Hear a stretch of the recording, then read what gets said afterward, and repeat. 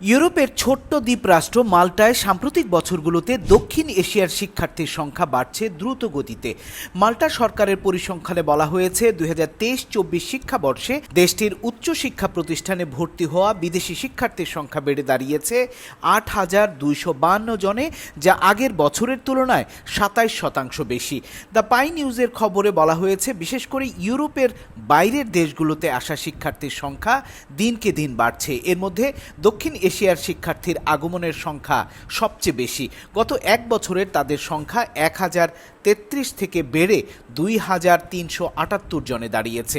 বিশেষজ্ঞদের মতে মাল্টায় ইংরেজি মাধ্যমে মানসম্মত শিক্ষা, ইউরোপীয় স্বীকৃত ডিগ্রি, তুলনামূলক কম খরচ এবং পড়াশোনা শেষে চাকরি পাওয়ার সুযোগই দক্ষিণ এশিয়ার দেশ বাংলাদেশ, ভারত, পাকিস্তান, নেপালের শিক্ষার্থীদের সবচেয়ে বেশি আকৃষ্ট করছে।